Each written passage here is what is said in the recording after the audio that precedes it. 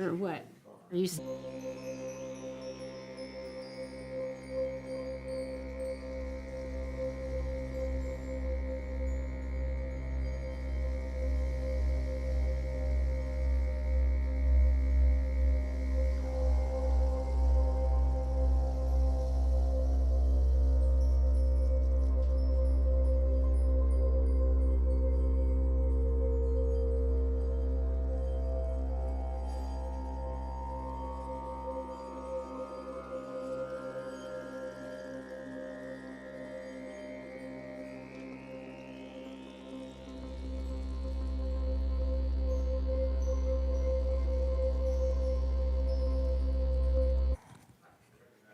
You ready? I'm ready, With go. the phone? Yeah, I'm just writing down to cancel that appointment with her.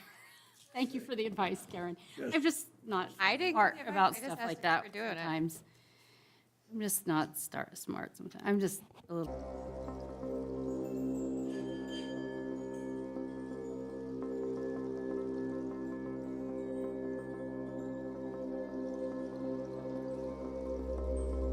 Next, City of Riverton. Chair would enter in a motion for the approval of claims. So moved. So moved. No. Or no, you got to read the. Oh, hold on, I got it up here, hold To on. be paid in the amount of how it goes. Hold on, that's right, this is why you're so good at this. Hold on, I got it up here somewhere. Where the heck did it go? It's at the very top. I know, hold on, oh, here it is. I didn't pull it up, hold on. To be paid in the amount of $826,429.53. Manual check in the amount of $197.60. Payroll and liabilities for 4/21/25 in the amount of $499,883.25 for the total of $1,326,510.38. Do I have a second on the motion? Second. Any questions? All in favor for payment of said claims, say aye. Aye. Any opposed? Nay. Is there anything in addition that the committee needs to review or discuss? Your Honor, I have nothing additional to add this evening. Nothing from, No, Mr. Chairman, we have nothing. very good. Any questions? Not much. Call this Finance Committee agenda on Tuesday, May 6th, close.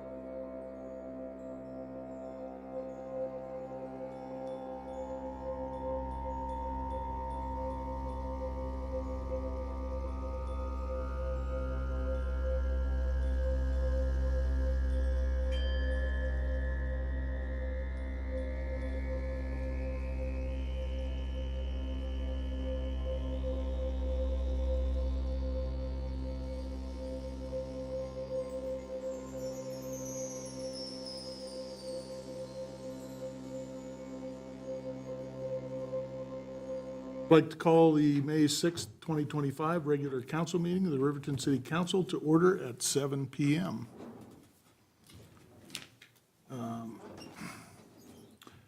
Councilman Johnson will lead us in the Pledge of Allegiance, and then I will give us the invocation. Please stand and remove hats. Pledge allegiance to the flag of the United States of America and to the republic for which it stands, one nation under God, indivisible, with liberty and justice for all.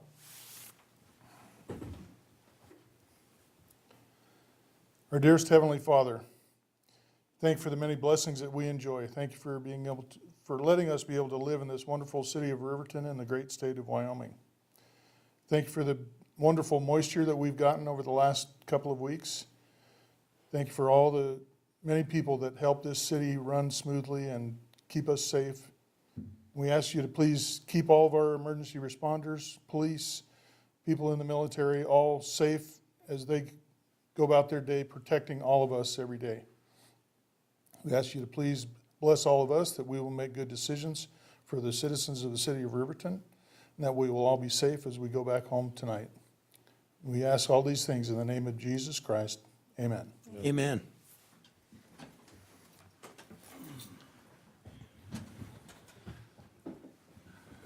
Okay. Roll call, please. Yes, Your Honor. Councilmember Eric Carr. Here. Councilmember Rebecca Pearson Lewis. Here. Councilmember Mike Bailey. Here? Councilmember Carla Borders. Councilmember Kyle Larson. Here. Councilmember Karen Johnson. Here. Mayor Tim Hancock. All right, and I would ask for a motion to excuse Councilperson Hancock, Mayor Hancock, and Councilman Carla Borders. So moved. Second. All in favor? Aye. Aye. Any opposed? Okay, motion passes. Okay, I declare that we have a quorum. We need to make a little bit of a change to the agenda. We are on number 6, and then we will go directly to number 11 and number 12, which is reports and comments, and then communication from the floor. And then we will go back to the proclamations. The mayor expects to be back in about a half an hour or so, and he would like to do those. If not, we will move forward, depending on how, he's at a concert for his daughter, and she's doing a solo, so he didn't want to miss that. So I would ask for a motion to approve the agenda as changed. So moved. Second. Okay? Motion by Councilman Larson, second by Councilman Johnson. All in favor? Aye. Aye. I vote aye. Any opposed? Okay, motion passes. All right, so first thing we'll do is reports and comments from council members. Councilman Johnson. Yeah, so I didn't have any scheduled meetings that I went to over the last couple of weeks. I did attend a couple of the capital project meetings, budget meetings, and it's been a learning experience.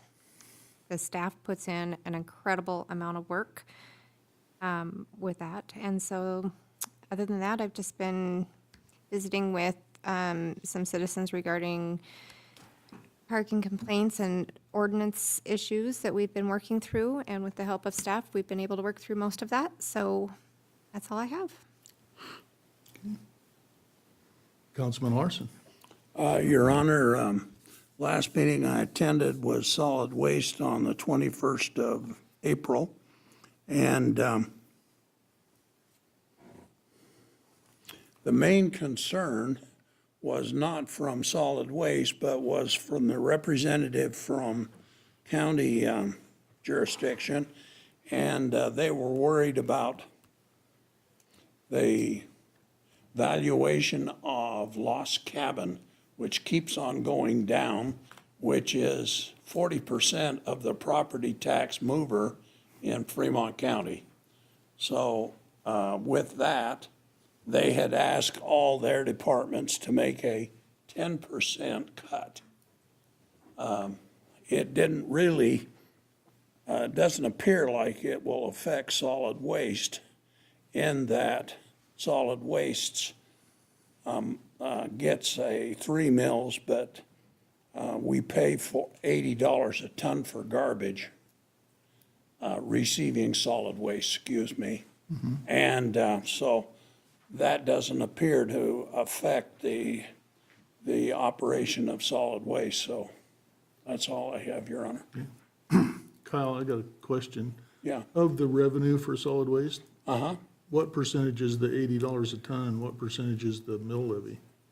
I mean, if you have an It's idea. about, I think it's 70-30, 70%, $80 a ton? yeah. Okay, Or it might be 30, 70, and okay. solid, but, see, the real problem is, the county, in its great wisdom and bookkeeping, doesn't know how many 35-year residents plus over 62 and a half are in the county. They haven't figured that out from the voting records. And so those come in day by day on the exemptions, so that that will reduce the amount of property tax going in or coming in to Right. fund the government. And that's really what pays the bills, is property tax, Yeah, exactly. Okay. which you know. Yes, thank you. Councilperson Pearson Lewis. Yeah, I didn't have any meetings, but I did attend the Rotary cleanup on April 26th. In the morning, it went beautifully. Your wife did a wonderful job of organizing that, and thanks to all that you do as well, just supporting the community and everything. I think you said that there were, how much did you say? You were just saying 1,300? Yeah, somewhere around 1,350 pounds of garbage got hauled to the dump. Yeah, I was really sore the next day, that's all I remember. Is I decided not, I was like, I'm above, one of those like sticks. I thought, I can't be that old, right? So I decided I would, I was like, I'm gonna pretend like I'm doing squats, right? Well, I was really sore the next day. It was good.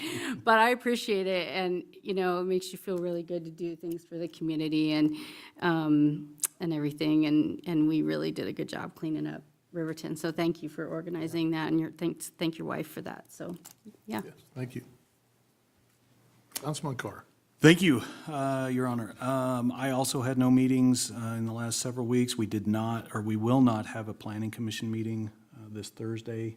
There's nothing for their agenda, so they're not meeting. Also, I did attend the Rotary Club City Cleanup, and just wanted to say thank you to all the volunteers. It was amazing. We had about, 35? 85 people. 85 people, holy cow. So, yeah, Director Butterfield was there with the kids. There were lots of people. It was great. Again, just thanks to June and Mike Bailey, and then Katie Pia, the president of the Rotary Club. So, thank you. Yep. Turned out good, so. Okay, same, I attended a Force Committee meeting, which again, we're working hot and heavy on the summer projects, and I can't remember if we talked about it last council meeting. We've had our long end of the month break, so I forget, it all runs together after a while. But again, Force Committee's got some pavement preservation projects where they're gonna do some slurry sealing, and they're doing some concrete improvements, and we're going to be participating with the county in repair, fixing Riverview from just around Major, a little bit east of Majors. Spire, yep. And then all the way up to the bridge at the canal, right? Or Ryan Road. Yeah, Ryan Road. So again, that's a county-city joint project because there's some county and some city property along there.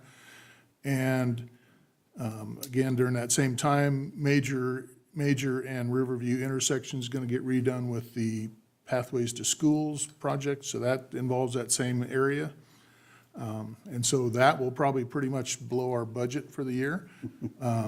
we'll see if everything comes in good bids and stuff, we might have room to do some more small projects around, but they're busy getting ready to, so.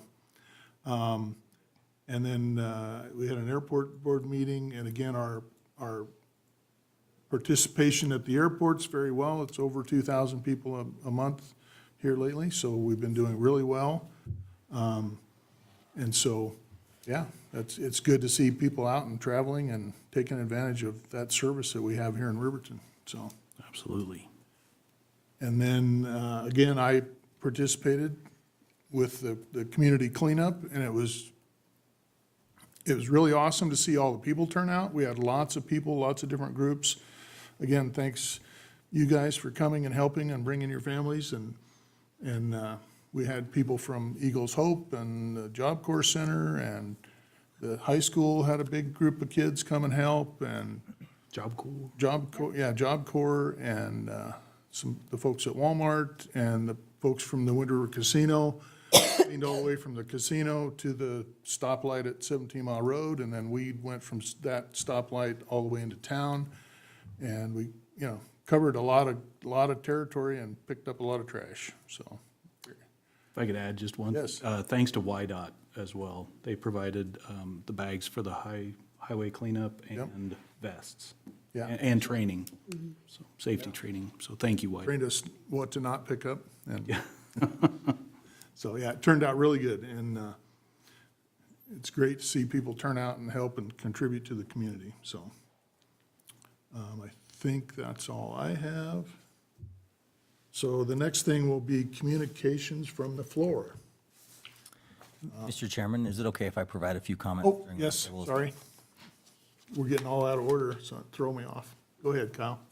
No, thank you, Mr. Chair, and I have a few items to run through, and in light of the mayor's timeframe, I might expand a little bit on a few items, ahead, if that's yeah. okay.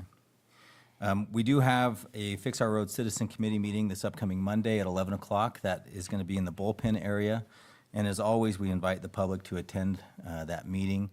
It's a great opportunity for the Citizen Committee to hear from community representatives about the projects that need to go on and then the projects that are currently planned.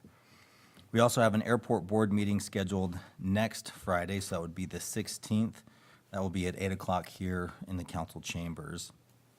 I'd like to report that we're seeing a lot of positive things happening in the community, especially from a community development standpoint. Mr. Michaud informed me that his team performed an initial inspection on the high school auditorium. This is a great step forward before they do the final walkthrough and final inspection. But what a great addition to the high school and the community, and I appreciate the partnership that we've seen with the school district, school facility, the legislature, and also our team. We also see other developments occurring through town. We're happy to see that the hospital project has vertical steel going up, and they continue to move forward. This is a project that actually will be inspected by the state of Wyoming because it is a health and medical facility. Okay. So our team is working very hard to collaborate and support, but most of the inspection will be handled by the state of Wyoming. Mr. Michaud and his team are also reviewing several other development proposals that are exciting for our community and also show that we're seeing some economic development and some movement. And we hope to be able to announce those in the near future and also see some more dirt get turned over in the city of Riverton. I would like to also highlight that Kathy Klein and her team have been finishing up on the historical signs project. As you remember, this was a project the city council supported and several other community entities supported. With the partnership of the Public Works team, these signs are being installed along the Heritage Trail, or what we often refer to as the Rails to Trails. Each of these signs will provide a historical reference for our community and also correlate to an audio component where you can walk along and with an app receive some updates about the history of Riverton as you walk along the trail and go to each of these sign locations. So very exciting to see those things get installed. And again, it's nice to see the collaboration with so many community entities. As maybe a small personal note, I really did appreciate the Rotary cleanup, and I know we've talked about it enough, so I won't beat a dead horse. But I will say my wife worked that day, and I had all the kids.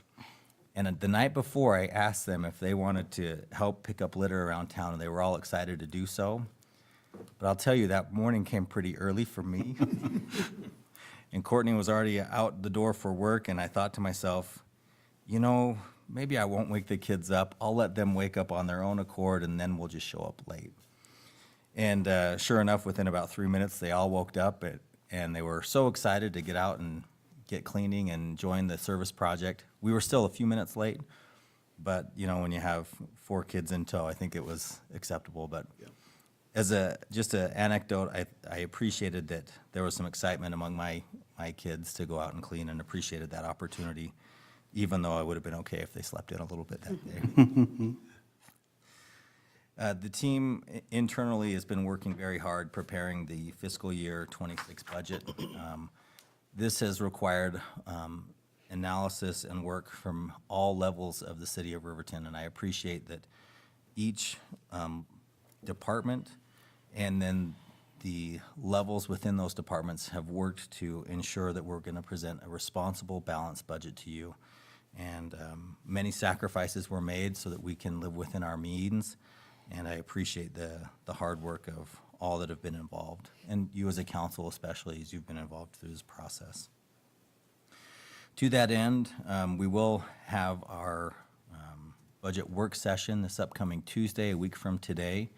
As part of that presentation, we will do something similar to last year, where following the budget presentation, we'll also be discussing the community service contract applications, and you as a council will have opportunity to prioritize and rate those so that we can finalize those in the budget that will be proposed for adoption the second week of June. So those that may be watching remotely, please feel welcome to attend, especially if you submitted an application for community service contract funds.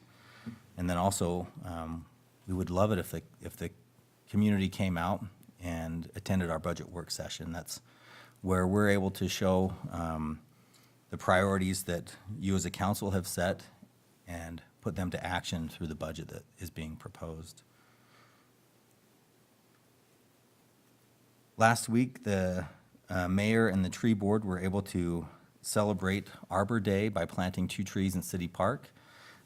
Celebrating Arbor Day is a requirement to be a Tree City USA. I'm happy to report that the city of Riverton has participated and has been designated as a Tree City USA for several years.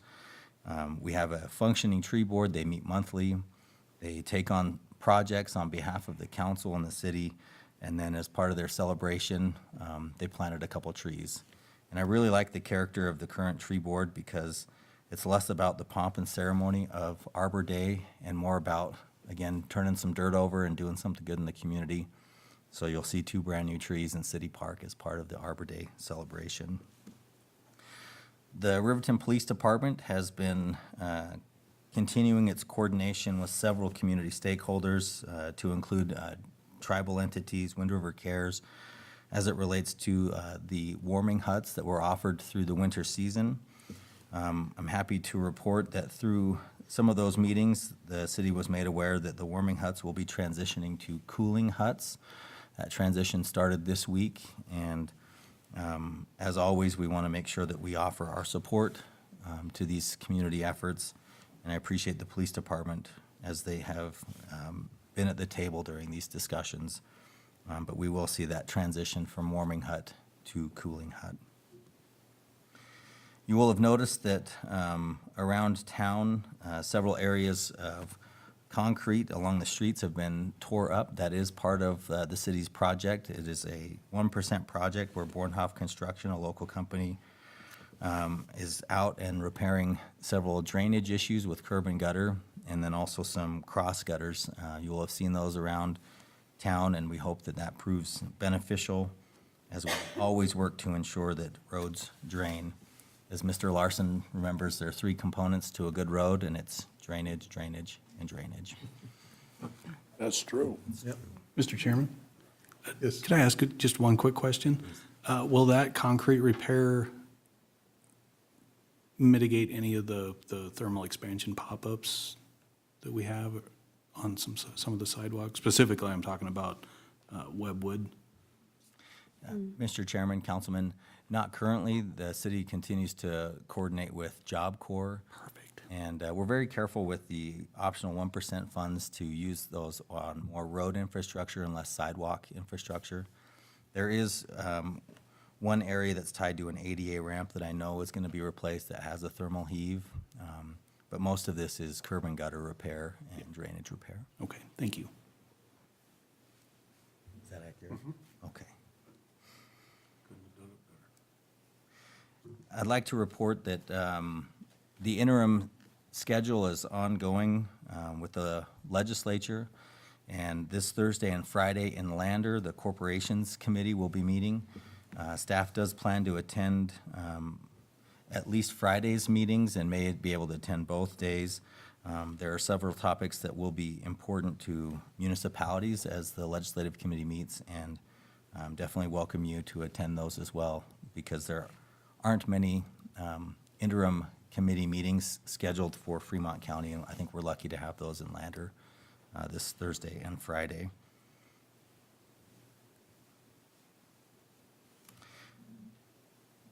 Finally, my last update is the WAM Summer Conference is coming up. I've sent communications on that.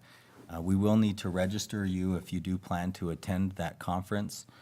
Please just coordinate with me directly so we can get you registered and hotel rooms in place so you can attend that WAM Summer Conference. Mr. Chairman, thank you. I lengthened my report a little bit, trying to give the mayor a little bit of grace, but that's all I have at this time, but I would stand for any questions. Okay. I just had one question on the meeting, the legislative meeting in Lander. Where is that at? Your Honor, I believe it's at the community center, but let me look it up and confirm that. Okay. I can't hear you. Administrative. Thank you. Okay. Ms. Elmquist Squires had better information. It's at the administrative building for the school. Thank you. All right, so we will let the mayor make his comments when he gets back. And then we will go to communication from the floor, citizens' comments. So if anyone in the audience is wishing to address the council regarding an item that is scheduled for a public hearing, will be given that opportunity to speak during the public hearing.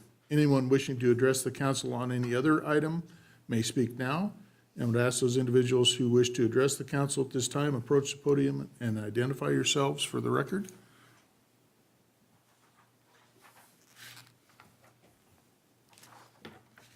Good evening. I'm Chessie Lee, and I live here in Riverton. I'd just like to give a shout out to something that City Administrator Kyle Butterfield already referenced, and that is about the working relationship between the police department and Wind River Cares.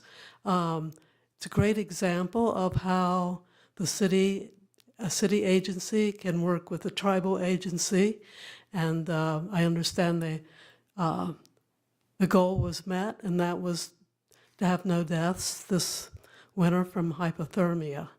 And so I don't know all the numbers off the top of my head, but I know a lot of people, lives were saved because being taken to 789, where there's facilities where they stayed, and often it was overcrowded, not enough beds for everybody, but they made a room for everybody. So that's just a wonderful thing that happened. And I know that we talked at the last meeting about, because that was a winter project, my question was, when's the next meeting? And, well, weren't going to be meeting over the summer, but we did talk about the need for meeting people's needs during the summer. having access to water, not only for drinking, but also to wash up, and places for people to be in the shade, to stay cool on those hot days. And also, there's still cold nights. And my understanding from the coroner that 50 degrees or somebody can still die of hypothermia. So I'm glad of those efforts that will continue, and that also, and I think there's a lot of people who would cooperate if maybe opportunities are given to that, some of the churches and et cetera. And I was glad to see the goals is to reestablish the Solutions Committee. So I think that could work in hand with that too. So thank you. Thank you. Again, I think that it is an amazing situation where we can all work together and provide, a little bit of shelter for folks, which is huge, and keeping them safe, so.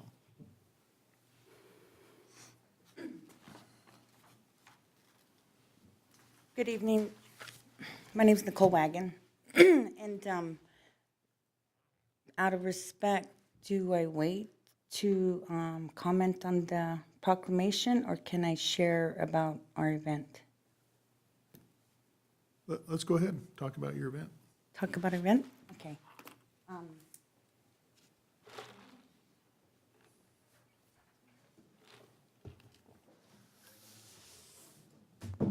Here's my daughter, Tiana Wagon.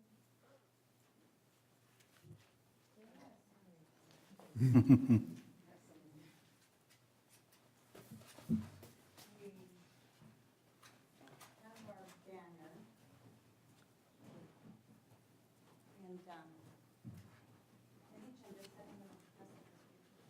And, okay. So, we had our missing, murdered Indigenous relatives 307 annual march, and I'd like to share our banner, what we came down in the city with, and I'd like to share with you guys. You can just give them to Eric there if you want, Nicole, and he can pass them around. Pass them all around. So we'll send them around here. I printed out the logo for you of the meeting. So, with that being said,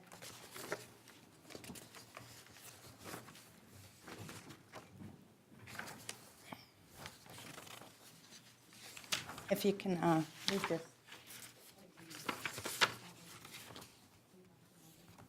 This is my daughter, Tiana Wagon, and she works at District 35, our culture. Hello, Tiana Wagon. For the record, the outer circle represents the medicine wheel, a powerful symbol of balance, unity, and interconnectedness, inspiring hope and harmony among all living beings. The four colors, black, red, yellow, and white, stand for the four directions, stages of life, seasons, and elements of human nature, reminding us of the beauty and complexity of life. The eagle soars above, symbolizing protection, strength, and a profound connection to the Creator, lifting our spirits and guiding us toward a brighter future. In many indigenous cultures, the eagle carries prayers to the spirit world, watching over the people with kindness and compassion. Turtle Island appears under the eagle, representing Mother Earth and the lands indigenous peoples have called home since time immemorial, grounding us in our rich heritage and history.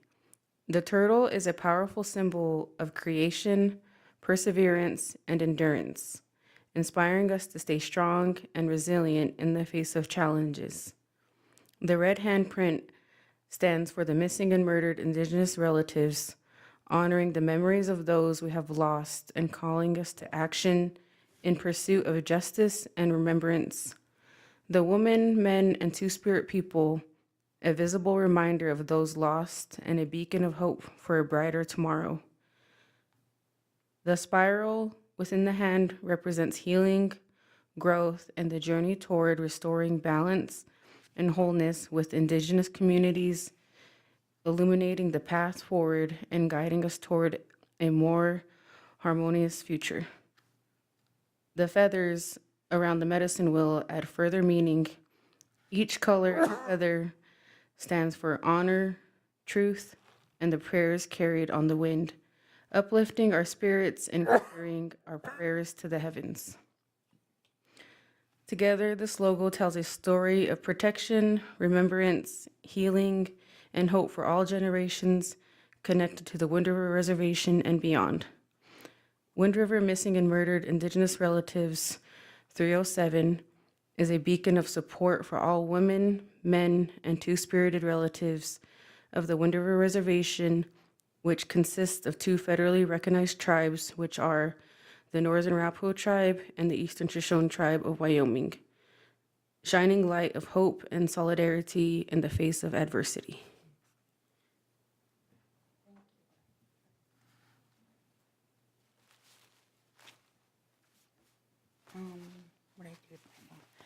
So with that being said, I just want to thank you all. The march went well. Couldn't have done it without you all and the community. And I just wanted to take a moment as a citizen of Fremont County to thank everybody from my heart. So my board members, myself, Corinne Tuma, Cassandra Burson, Shay Jimerson, extend our deepest gratitude to each and every person who came together in strength, solidarity, and love to support the 2025 annual march for our missing, murdered Indigenous relatives. And our hearts are in it. Every one of my board members have somebody missing or murdered. Your presence mattered, your voices were heard, your steps honored those we can never forget. Our theme was, may the force be with us, be with us all as we continue the sacred journey. We remember our MMIR 307, our sisters, brothers, children, parents, and friends who were taken too soon. Their spirits guide us. Their names demand to be spoken. It is time to rise together and say no more. No more stolen relatives. No more silence. No more indifference. Say their names and bring them home. We began on May 4th with a powerful opening by an elder, Rupert Ducky Goggles, and heartfelt guidance by MC Lance Oldman, a moving keynote from Jolene Make Shine, MMU unit. Her words reminded us of our strength and our purpose, and for her being here. MMIR 307 honors with the Eagle Drum providing a song on the birthday of Linnea Brown. Her family came. She's a proud Northern Arapaho tribal member, and we dedicated a song to her and her family. For me, the Creator's in charge. It was her birthday that day. So her father came on up with a poster of his child and memories, but we need to be positive and celebrate her life. So we thanked Northern Arapaho Princess Tavea Glick and her grandmother, who read the proclamation for MMIP Persons Day awareness as declared by the governor for May 5th. And we provided an open platform for all our relatives, allowing loved ones to share their stories, pay tribute, and share their names that are never forgotten. And my hope is the reporters that were present to share the people that took courage to get up and share about their loved ones, to get their stories out there. Because you guys all know that I do that very well on my own. But it's advocating for them and empowering them and to be their loved one's voice. It takes courage. There was a lot of tears, a lot of healing. And thanking our cooks, Anna Miller, Taryn Have, Sonia Prettywizzle, Rosalie Warren, Pauline Poland, Teresa Roberts, Singing Water Warren, Shane Moss, and her helpers, Johnny Roberts, Jamonte Roberts, James Sitting Eagle, and then our, which provided a delicious traditional meal, soup, fried bread, gravy, which is our fruit, hot dogs, chips, and soda, water, coffee, and the cake was the dessert. And if you could have seen the joy of the kids going back and forth, grabbing stacks of fried bread. And it was just brought you joy. And I'll share real quick, there was a little young lady going in her jingle dress, and she kept watching us. And she goes, "What?" And I said, "Nothing." I said, "The food's there for you." And she said, "Okay, are you calling me a fried bread monster?" And I said, "No." I said, "How old are you?" And she said, 12. And I said, "This is for you." So it was very, very good traditional food. And then I'd like to thank all of you all, the sponsors and donors. We couldn't have done it without you guys. Riverton Peace Mission, Ms. Chessie Lee, Riverton Police Department with the patients and escorts, making us feel good and safe, Breaking Trail, and the city of Riverton. Again, could not have done it without you all. Especially Mr. Eggleston, helping me plan and get the transportation, Wyoming Transportation, of course, and County 10, Riverton Ranger.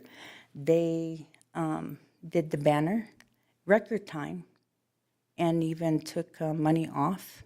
I consider that as a donation. Mr. Bailey, thank you. You provided the water.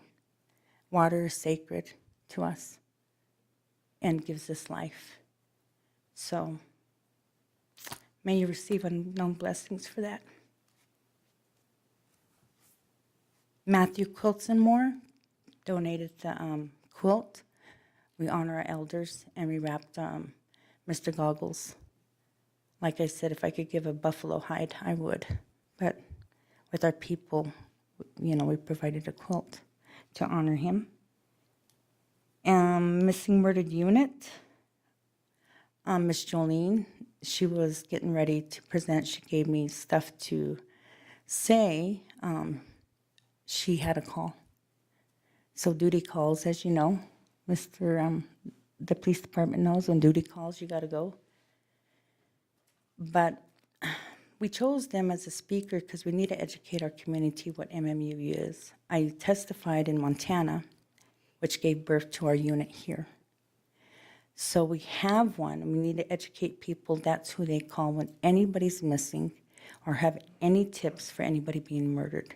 We finally have agents here that are trained, in that field. I don't believe in putting anybody in harm's way. So, support the police department, law enforcement with their jobs, and however we can help and support. Eastern Shoshone Business Council. The Northern Arapaho Business Council provided the meal, paid for the meal. Wind River Cares, love them.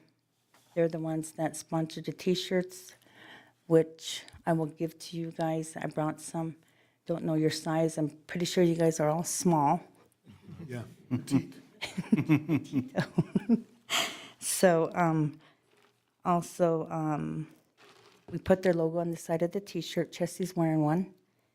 And Sutherland's, bless their heart, to hold this banner, we used a 2x4. Haskell's was closed, but we're improvised. And the gentleman, Mr. Mikey Enos and his son, has been carrying the banner for 3 years. They're a positive story. He was missing. We put the call out for action. Positive result, he was found in Nevada. And him and his son if you ever follow along with the story, have a beautiful bond and always carry our banner, show it on up. And then the Red Rum Motorcycle Group, led Broke Trail, Black Mountain Ink and Thread, with the T-shirts, the Eagle Drum, Rapo Warriors, Legion Post with the flags, Medicine Wheel Riders, who we're sisterhood with, the Riverton Trading Post provided our sage as gifts, Walmart with our cake, the Civil Rights with our video of us, and Native Precision. So I'd like to thank you all for the support, the hope, the healing, the visibility to our collection and fighting to honor, remember, and bring home our missing, murdered Indigenous relatives. Together, we walk to remembrance. Together, we rise, concluding by celebrating our cultural heritage. So I thank you all from the bottom of my heart. So may we keep moving forward. Heartfelt stories, tears. So ho-ho. Thank you. Thank you.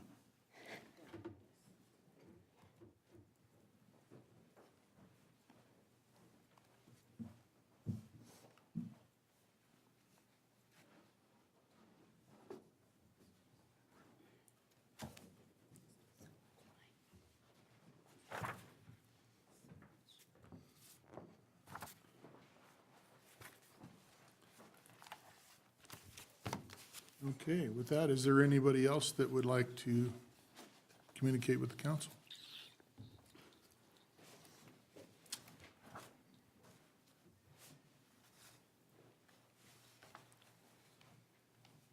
Hi, I'm also here for a proclamation, but I had a little bit of a statement. This is Nurses Week. This year's theme is the power of nurses. As of today, we have 466 licensed nurses in Fremont County and 7,188 total in the state of Wyoming. That lists Wyoming as their home address. In addition, there will be more students graduating soon from programs across the state, and they will be sitting for their licensing exam shortly after graduation. Some of them came with me tonight. To quote from a blog that I read recently regarding Nurses Week, the majority of individuals who enter the nursing profession have altruistic intentions and are passionate about helping others. In acute care settings, being a nurse is a tenuous juggling act where nurses must make hundreds of decisions throughout their shift to coordinate the care of multiple patients with varying diseases and conditions. In a community setting, nurses often address factors that are beyond their control, such as food or housing insecurity, inadequate education, or lack of healthcare access. In every capacity, nurses are responsible for the safety and well-being of their patients, ensuring they receive comprehensive care founded on the latest evidence-based practices. The power of nurses is sometimes unquantifiable and often goes unrecognized, but it remains an invaluable asset to all. Most importantly, nurses have the power to save lives. Thank you for recognizing the importance of nurses in our community tonight. Your Honor, Thank you. for the record, could we have you state your name? Sorry, I forgot that. I'm Amy Hernandez. I live in Riverton and I teach for the nursing program at Central Wyoming College. And do you have your students, we could have them come up when we do the proclamation if that works. You want to do that right now? Let's see, where are we at? Almost. We're just about there. Thank you. So the next item will be number 7. All right. Mr. Mayor?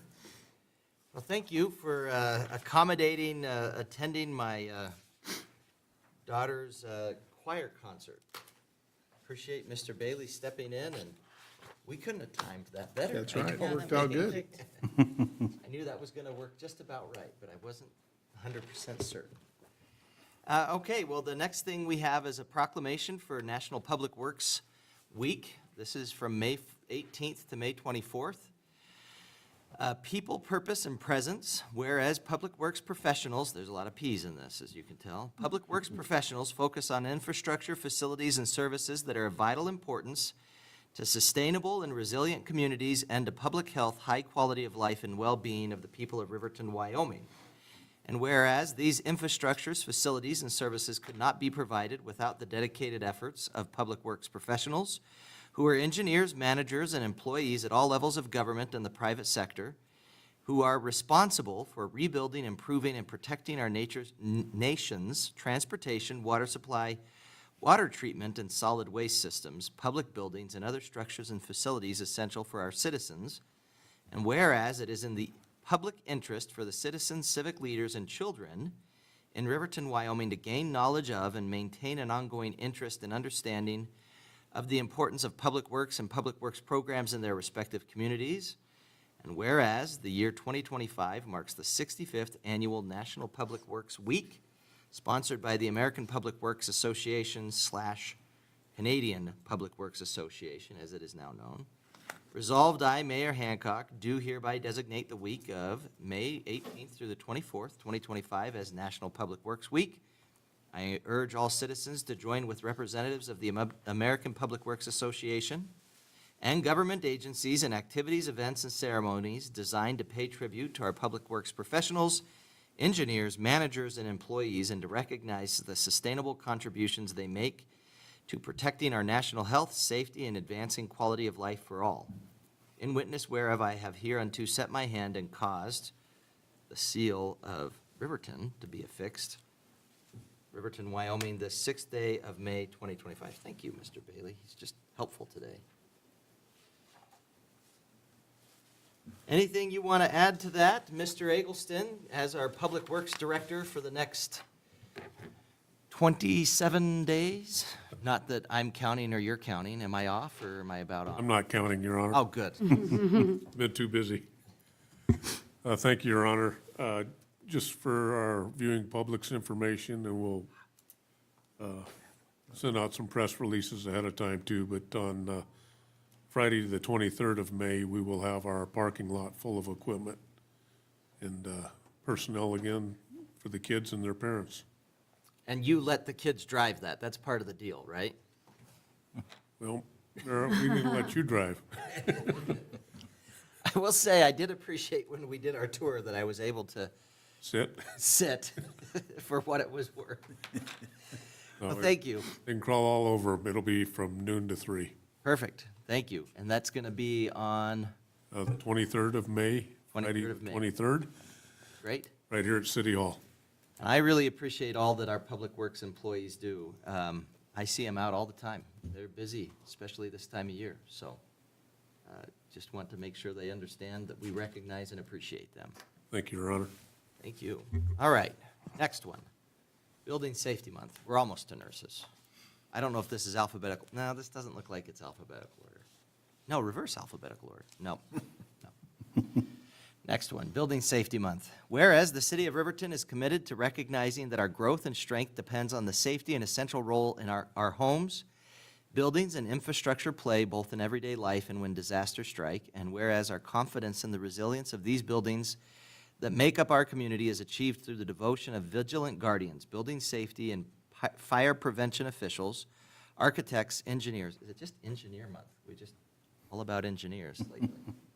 Engineers, builders, tradespeople, design professionals, laborers, plumbers, and others in the construction industry who work year-round to ensure the safe construction of buildings, and whereas these guardians are dedicated members of the International Code Council, a nonprofit that brings together local, state, territorial, tribal, and federal officials who are experts in the built environment to create and implement the highest quality codes and standards to protect us in the buildings where we live, learn, work, and play. And whereas these modern building codes and standards include safeguards to protect the public from hazards such as hurricanes, snowstorms, tornadoes, wildland fires, floods, and earthquakes.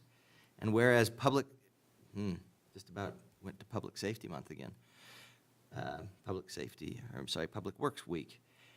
Building Safety Month is sponsored by the International Code Council to remind the public about the critical role of our community's largely unknown protectors of public safety, our code officials who assure us of safe, sustainable, and affordable buildings that are essential to our prosperity. And whereas Game On, the theme for Building Safety Month 2025, encourages us all to get involved and raise awareness about building safety on a personal, local, and global scale. And whereas each year in observance of Building Safety Month, people all over the world are asked to consider the commitment to improve building safety, resilience, and economic investment at home and in the community, and to acknowledge the essential service provided to all of us by local, state, tribal, territorial, and federal building safety and fire prevention departments in protecting lives and property. Now therefore, I, Tim Hancock, Mayor of the City of Riverton, do hereby proclaim the month of May 2025 as Building Safety Month. Accordingly, I encourage our citizens to join us as we participate in Building Safety Month activities. Anything to add to that, Mr. Michaud?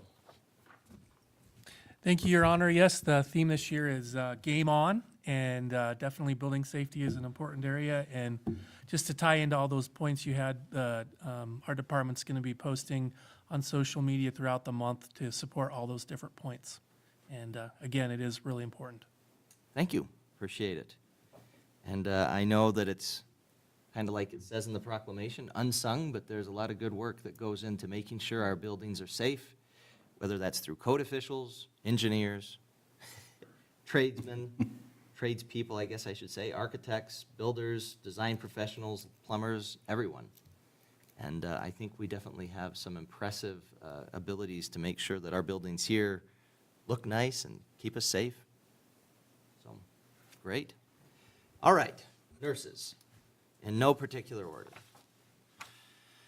Whereas registered nurses in Wyoming constitute our state's largest healthcare profession, and whereas the depth and breadth of the registered nursing profession meets the different and emerging healthcare needs of the Wyoming population in a wide range of settings, and whereas the Wyoming Nurses Association, as the voice for registered nurses in this state, is working to chart a new course for a healthy nation that relies on increasing access to primary and preventative health care and better utilization of all our state's registered nursing resources.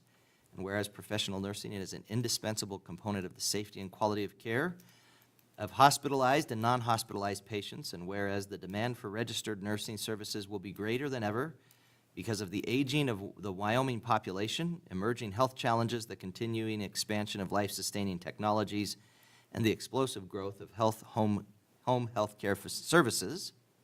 And whereas more qualified registered nurses are needed in the future to meet the increasingly complex needs of healthcare consumers in this community, and whereas the cost-effective, safe, and high-quality healthcare services provided by registered nurses will be an increasingly important component of the Wyoming healthcare delivery system in the future, and whereas the Wyoming Nurses Association has declared May 6th through 12th as Nurses Week with the theme, The Power of Nurses, with appreciation for nurses' unparalleled impact and their contributions to healthcare, and an open invitation to #ThankANurse for enriching our lives in the world we live in. Therefore be it. Now therefore I, Tim Hancock, Mayor of the City of Riverton, do hereby proclaim May 6th through 12th, 2025 Nurses Week, and be resolved that the residents of Wyoming celebrate registered nurses' accomplishments and efforts to improve our healthcare system and show our appreciation for the state's registered nurses, not just during this week, but at every opportunity throughout the year. In witness whereof, I have hereunto set my hand and caused the seal of the City of Riverton to be affixed this 6th day of May, 2025. So, now, if you do want to come up again, and if you have your students here and want to introduce them real quick, I guess one thing to note, Central Wyoming College, yes, nurses are not usually the ones that are standing in the front. But Central Wyoming College has been recognized many years as just a high-quality center of learning, but especially for the nursing school. Absolutely. So really appreciate your hard work. I tried to talk my daughter into go to nursing school. She's wanting to be a teacher. Nothing against that. Nothing against that, Becca. But I did try to talk her into it. I gave it my best. But we definitely appreciate you, and thank you for coming out and being here. And I'll give you a copy of this so you can keep it if you want. I guess let me give it to me at first so you can. She can stamp it. Stamp it, yeah. So again, I'm Amy Hernandez. I'm up here representing the Wyoming Nursing Association and Central Wyoming College. I also have a colleague here with me, Paula Keene. She's a nurse. She's actually just about to be a nurse practitioner for our state. And then I also have two students with me, Ayana Mas and Gabby Ward, who are currently in our program. So they're here to support this proclamation. And then how much longer do you have until you graduate? Ayana and Gabby? Oh, thank you. We have 1 year. 1 year, both of you? How's it all going? Good. Good? You're going to be glad when it's over. They're starting finals week, so that was a resounding good.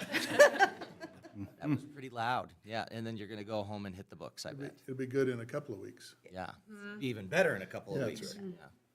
Well, thank you very much for coming, and definitely appreciate all that our nurses do for our city, for our state, for our country. You know some nurses, don't you, Kyle? Amy, could you tell us how many of your graduates pass just graduating from nursing school does not mean A anything registered nurse make. until you pass the licensing board? How many of our students graduate from, past that board? We usually have 100%. Once in a while, we drop down and have one not pass, but we traditionally have 100% pass rate. Last question. Nurse practitioner is different from a nurse in what way? Paula, I'm going to let you answer that A one. nurse practitioner goes on to an advanced degree in a master's or a doctoral program, and they become an advanced practice registered nurse. And so then you are, In the state of Wyoming, we have a full practice authority, so we can prescribe medications and treat patients. The only Which- thing, which allows us to short track. If we don't have sufficient doctors, we have a nurse practitioner Correct. that can do those same things. Absolutely correct. the only Thank thing you. you can't do is surgery, is that right? Yeah, that's a whole nother field. You would have to be practicing as an APRN in a surgical area and get practice for that reason. That's great. But thankfully, Wyoming is a full practice state. That's awesome. Congratulations. Congratulations, yeah. Councilwoman Johnson? I had an opportunity to work in the healthcare field in a non-clinical setting, but physicians, you guys rock. The bottom line is physicians would be in a lot of trouble without nurses because you guys run the show and you deserve all the credit. Thank you. I think we'd all be in a lot of trouble without Oh, yeah, nurses, not just the physicians. They rely so heavily on their nursing staff and they do a phenomenal job. Thank you. CWC is Yeah. top notch, the best, the best. Well, thank I you had for one being here. request from the president of Wyoming Nursing Association. Can we get a picture Sure, that sounds great. Come on up. to put on their social media page? That's fine.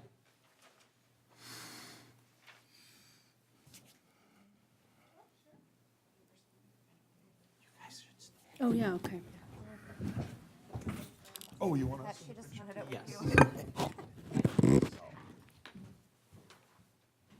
Crowd over here. Yeah. Pretend like we like each other for one day. Go to CWC.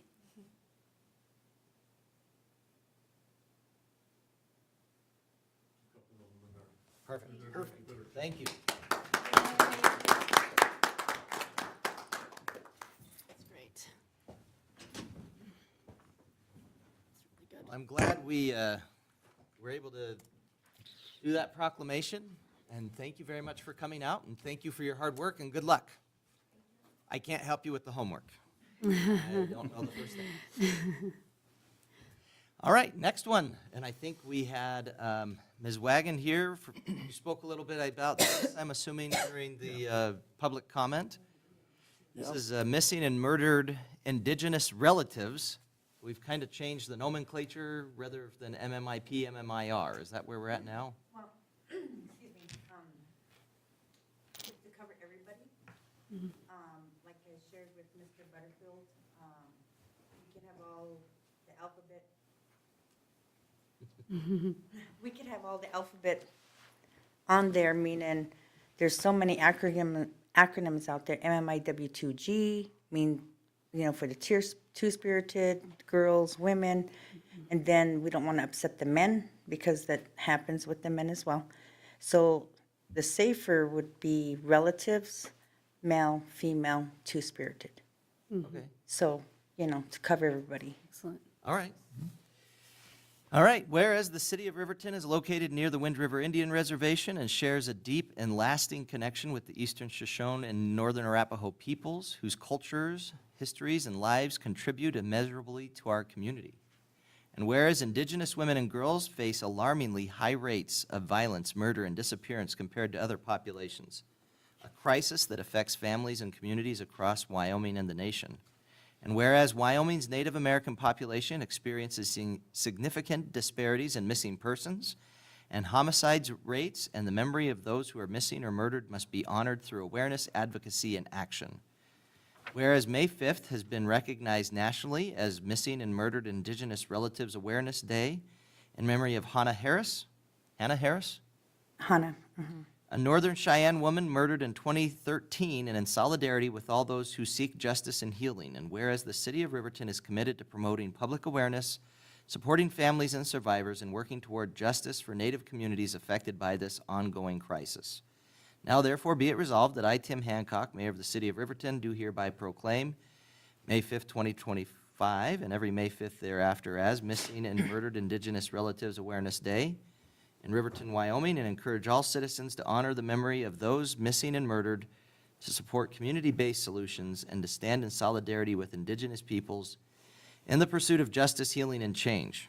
In witness whereof, I have hereunto set my hand and caused the official seal of the city of Riverton to be affixed this 6th day of May, 2025.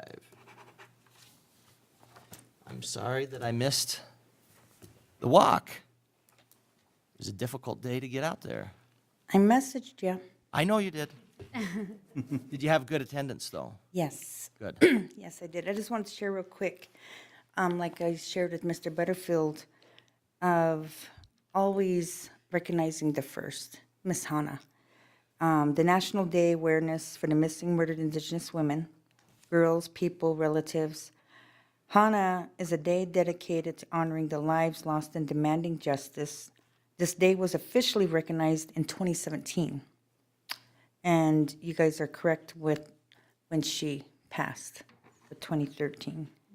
Following the tragic murder of Hannah Harris, a 21-year-old Northern Cheyenne woman, Harris's death and the widespread inaction that followed sparked national outcry and drew attention to the ongoing crisis of violence against Native women and girls. Introduced by U.S. Senator Steve Daines and former U.S. Senator John Tester of Montana, the resolution acknowledged not only Hannah's story, but also the countless others lost to abduction, murder, and systematic neglect. So, with that being said at the beginning, for her family. And I'm just really touched because my journey began here, 2019.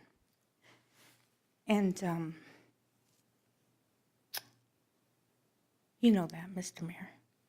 You were with me on that journey.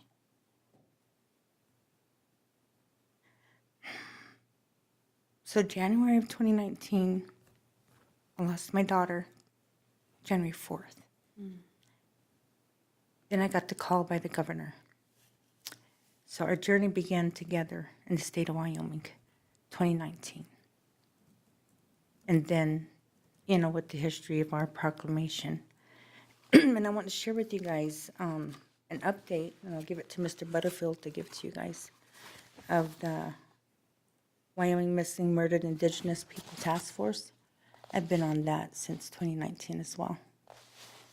So, I applaud your efforts, Ms. Pearson, Lewis. It's a day to remember today. Building bridges, supporting one another, and making a difference. Make it safe again for all our loved ones. And I'm very touched. I want to give you guys your shirts. I have my daughter give them larges to the men and the medium to the women. I didn't have enough medium for the men. I don't think I could wear a medium. It might be a stretch to wear a large. I'd like to take a picture with our banner in front after I pass this out. Sure, that's fine. And what size? Yeah, give that to the men. And Miss Chessie, can you give those mediums to the women? Miss Pearson, Lewis, and Miss Johnson, I thought you were and Miss Mia. Ms. Lee as your daughter, and I was just a little confused. Thank you. Oh, thank you. Did you? Thank you. Thank you. Thank you so much. Thank you so much. Oh my gosh, thank you. Thank you. Thank you, thank you. Thank you so much. It's so kind. Loved how you got May the 4th. Kind of.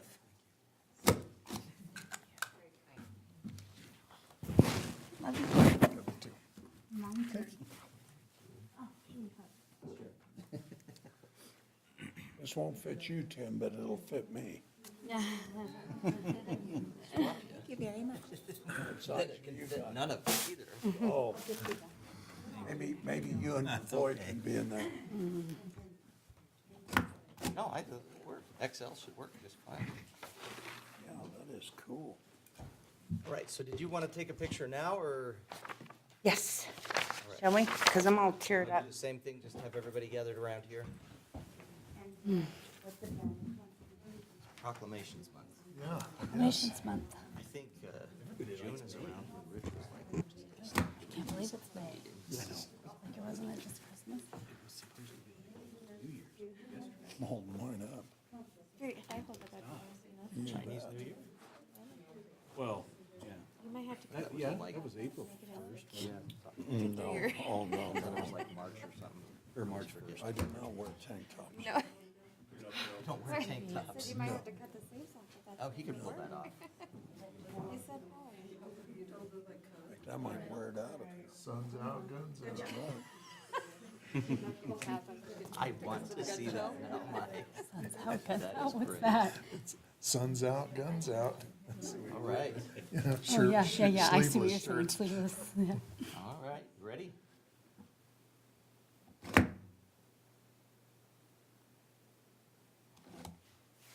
Nice. Perfect. Thank you, ladies. Thank you. Appreciate all your work. Yay.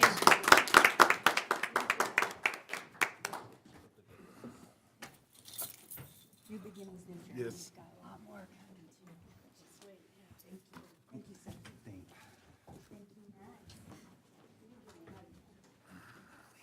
It's supposed to go somewhere in your drawers and then everything smells good. Yeah.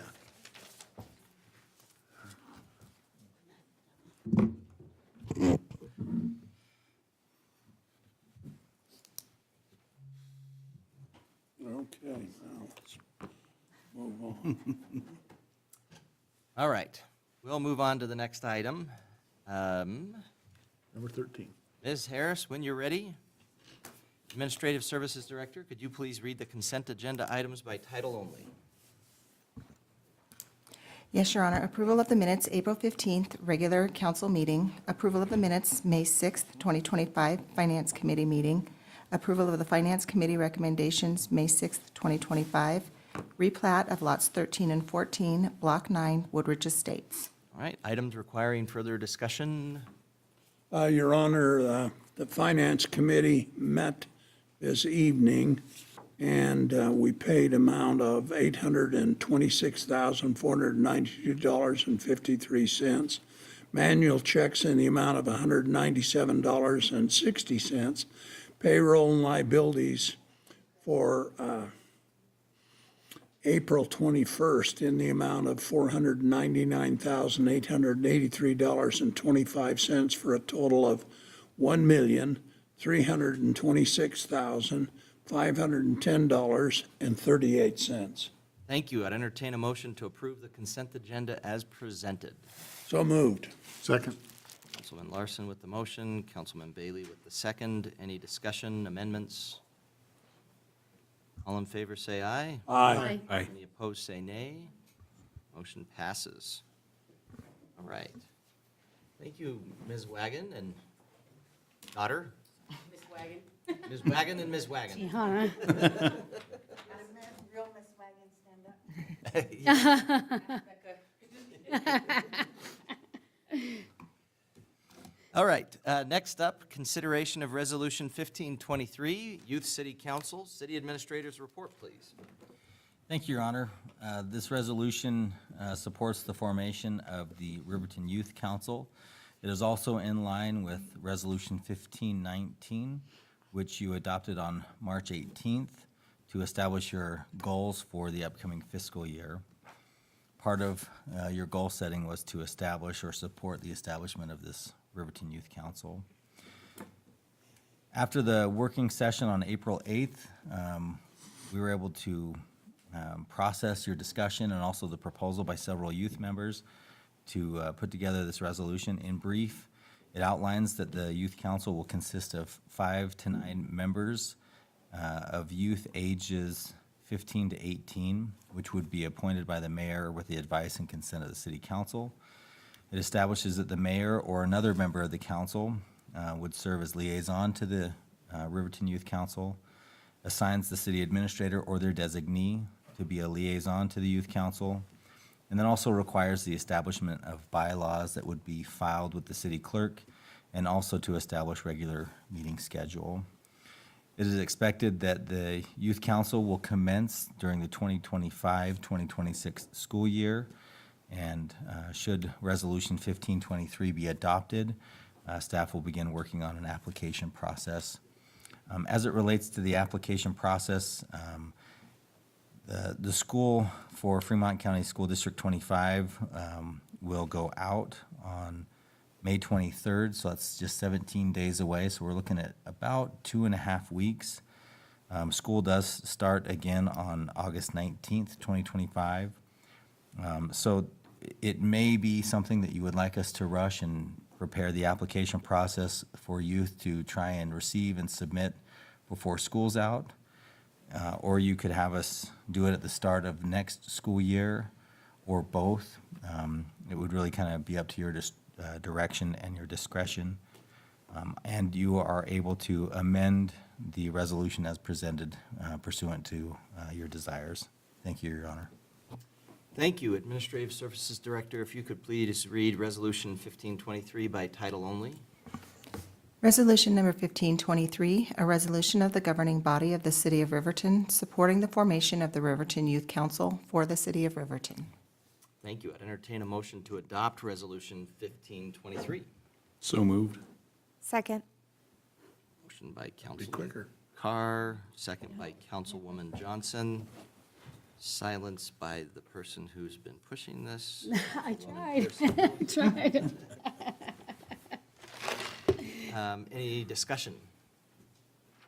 We comfortable with that way of doing things here, where it would be, the initial ones would be appointed by the mayor, and then I think the idea was they would be deciding kind of where to go from there and what they would do in terms of further appointments. This is as we had discussed. mayor and council is what it said, yeah. Ron, Yes. one thing though, right now, major departments are very, very, very busy on budgeting. We have 18, 19 days of slugging through miserable figures, and I'm wondering if we shouldn't postpone until the starting of next year after the budget has been completed, and we work on it in August and September for that council to be appointed. You're saying in terms of going out advertising, getting an application period figured out and everything? Yeah. Anything? Your Honor, I'll do it. ChatGPT and I got this. I'm not kidding. Okay. How fast do you think we could get I can do an application in an evening. I mean, this is not hard. And I can have the school district will email it all out. I've had several kids already ask me for applicant. They're ready. I mean, if we wait a year, they won't be ready. Well, no, I'm not saying wait a year. I'm saying that obviously the seniors have already passed and gone. So we're talking about next year's seniors, next year's juniors, next year freshmen. And that would give you ample time to get that out and get it so that we would have it. But the staff right now is working on a budget. Well, and I guess the point is we could decide how to do that. We could have whoever we appoint as the liaison do some of that work, at least for this initial one. Well, I didn't know that I thought she was already appointed. I don't think we've really had a vote on Unofficially. that. Oh, well, I don't think- I'm pretty sure we can point at that. I figured that would be easy. I'm just saying, when we do, for example, the council appointments at the beginning of the year, I envision one of those would be the Riverton Youth Council liaison. Correct. And since we're not at the beginning of the year, we would do it now, which I think would make a lot of sense. Yeah. And I would nominate or designate, appoint, whatever we want to do, point the finger at Yes, Councilwoman Pearson and I would Lewis. second it. Voluntold. And then we would go forward with that, and then, at least for this initial one, if you're concerned about staff time, we could have it be something where, I can take that on. Whatever it is, I can do it.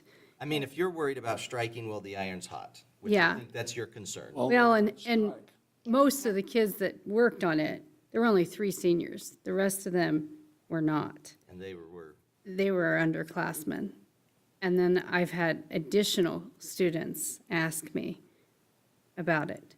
So I guess, Councilman Larson, I guess my question is, are you worried about the advertisement issue, No. application? Can you explain more? About staff only, Okay, so if I take that off their plate, then have at it. okay, so I got it. Councilwoman Johnson. I was just kind of agreeing with Councilman Larson. I think that they have a lot on their plates right now, and I'm just wondering if a good idea wouldn't be for you to go ahead and develop the application. I can do the application and then just If I have could- Kyle look at If I it could maybe? finish, please. Sorry. I think you could bring that back, Your Honor, and have directed her to bring that back, and we could pass on that, and so that you would have plenty of time to work on that. I think we could just let. Let we Karen can- finish. Councilwoman Johnson finish, and then we'll discuss more. Thank you. I was just going to say, if you could do maybe the application and then maybe get a list of people that are interested, and then you could get that out and take some of the pressure off of them in the meantime, and then whatever needs to develop through staff could be just transferred that way. And I think that's what we were discussing, would be exactly that. Yeah. I would agree with that Yeah. then. Yeah, got Any it. other discussion? So in other words, we're going to foist everything onto Councilwoman Pearson Lewis. I like this. This is a good strategy. Mr. Butterfield? Your Honor, I think that sounds great. Should this resolution be adopted, I think it's important to note that there are no true provisions that's governing the proposed Riverton Youth Council. That would be established in the bylaws. The proposal that was submitted by the Riverton Youth members is a huge step forward, and I know you discussed a lot of it, but that should be formalized with the bylaws. And that would memorialize, should you want to have a selection procedure different than the mayor and the advice of the council. You can also set when the deadlines are due and everything else. Well, and I mean, I think if we say that we would have, let me see here. Appointed by the mayor with the advice and consent of the city council. I mean, that's enough discretion that we can figure out exactly how we want to do that. So I think that works for now. And then I think you're exactly right. The bylaws, I think, would govern from that point on. And it makes it very clear, and you've said that. They'll develop bylaws filed with the city clerk, regular meeting schedule, all of that. So I think that sounds good. Thank you. Your Honor. Thank you, Sharon, that was good. So we're creating the council with our selection. Then they are going to create bylaws that they will then bring back to us for blessing. Inspection, yeah. And then moving forward after they've decided that, the selection process may change based on what the bylaws that they come up with. I would think so. Okay. All And right. then- and we I could- think that works. And we could adopt the bylaws by resolution to indicate that that's what we're going to be doing going forward. And I think that could be the way to do that. And I think that would be clear enough. Okay. All right. Any other discussion? Everybody else has said something. Councilman Carr, do you have? No, I have nothing. This is great. Now you've said something, so. Thank All you. right. Any other discussion? All right. All in favor, say aye. Aye. Any opposed, say nay. Motion passes. I voted aye also. I vote aye. Do I have a motion for the appointment of Councilwoman Pearson Lewis as the liaison to the Riverton Youth Council? So moved. Second. Councilman Larson with the motion, Councilman Bailey with the second. Don't think there's any discussion. We're not going to let her weasel out of it. All in favor, say aye. Aye. Any opposed, say nay. That motion passes as well. I vote aye on that as well. I should do better at that. Okay. Anything else we need to do for business for that? Okay. Let's see, termination of lease and concession agreement, Teresa Cross, Airport Secure Holding Room. This might be, do we want to take a brief recess right here, or do we want to just keep going for a couple more? Let's go here. Yeah, we don't want to get you all excited and then say, let's do a recess. Mr. Eggleston, give us your report, please. Thank you, Your Honor. Teresa Cross is the current proprietor of the Rise and Shine Airport Cafe. She also has a lease for the secure area for a concession. This, with the lack of space in that holding room, this really never panned out, including she had some difficulty with employees too. So her desire is to terminate this lease, have the council terminate the lease tonight. Okay. All right, I'd entertain a motion to approve the termination of the secure room vendor lease for Rise and Shine Airport Cafe. So moved. Second. Councilman Larson with the motion, Councilman Carr with the second. Discussion, I mean, the rest of the agenda, we're going to be still having another lease in the same area. Yep. Same, So this is for the secure area only. yes, Yeah. yeah. Your Honor. That funny success ruins that area. I suppose so. That is a way you could see it. Councilwoman Johnson? I just had a question for Kyle, if I can. And I know it's peanuts, the $288 a year, is that going to affect anything in the budget that you guys have been working? Because you've been working so closely with numbers. Is that going to? Your Honor, Go ahead. Councilwoman, we've already taken that into account for next year's budget. Okay, good enough. Any other discussion? All in favor, say aye. Aye. Any opposed, say nay. I vote aye. Motion passes. Airport Terminal Lease Agreement. Dr. Tara Adkinson, DBA Rise and Shine Airport Restaurant LLC. Mr. Eggleston again. Thank you, Your Honor. This is a termination and a new lease. The existing proprietor, Teresa Cross, with her medical or current health, is unable to continue to run the restaurant. Her son and daughter-in-law have been involved in it since the onset, and they would like to move that lease, prescribe a new lease in Dr. Tara Atkinson's name, with the name change of the Rise and Shine Airport Restaurant instead of cafe. The current lease parameters are still in place, including $1,000 a month rent, plus $40 a month for internet usage fees. Nothing else will change. Okay. I'd entertain a motion to approve the termination of the existing lease agreement to include Amendment 1, an internet service with Teresa Cross, proprietor, Rise and Shine Airport Cafe, and approve a new lease agreement to Dr. Tara Adkinson, Rise and Shine Airport Restaurant LLC. So moved. Second. Motion by Councilman Larson, second by Councilman Bailey. Discussion.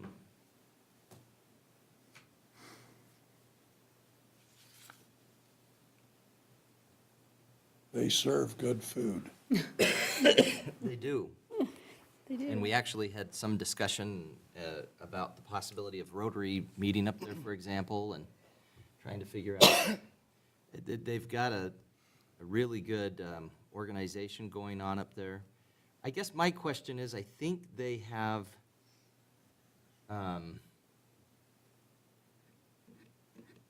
before, so the lease says Monday through Sunday, 4 a.m. to 8 p.m. is when they're supposed to be operating. Changes in hours have to be approved in writing by the city. Are we going to have another approval in writing for that with the new lessee? Your Honor, we could, depending on if it's a leasee or not, the current hours that they're proposing in the new lease, let me get to it.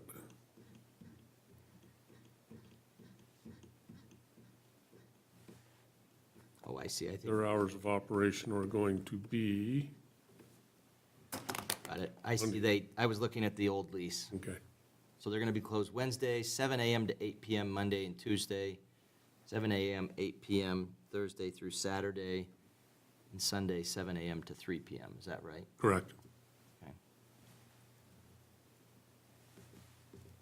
Any other discussion? All right, all in favor, say aye. Aye. Aye. Any opposed, say nay. I vote aye. Motion passes. Non-operational retail liquor license extension, Note Rajes, am I right? LLC. Administrative Services Director's report, please. Thank you, Your Honor. Before you tonight is a request from Rafael Delgadillo, the proprietor of Note Rajes LLC, to extend the retail liquor license in a non-operational status until May 21st, 2026. The business located at 502 East Main Street remains closed due to ongoing repairs following a license transfer approved in 2024. Under state law, licensees must be operational within a year unless granted a one-time extension for good cause. The owner, Mr. Delgadillo, has requested the extension, citing significant progress on renovation and a continued commitment to reopening and contributing to downtown Riverton. And with that, I would recommend approval of an extension request for 1 year up to May 21st, 2026 for Note Rajes. Thank you. I'd entertain a motion to approve the request from Note Rajes LLC to extend their retail liquor license as non-operational until May 21st, 2026. So moved. Second? Councilman Bailey with the motion, Councilman Larson with the second. Any other questions? Mia, why would you recommend that? Have you been down there and seen the work going on? Your Honor, I have not been down there to see the work going on, but Mr. Delgadillo has provided in his letter to us the every detail of what he has done and his ongoing plans for renovation. I would recommend it because the building is in need of some beautification and some cleanup, and he already owns the license, and I'm hoping to see him be successful in his business venture. Okay. Mr. Delgadillo, anything you want to add?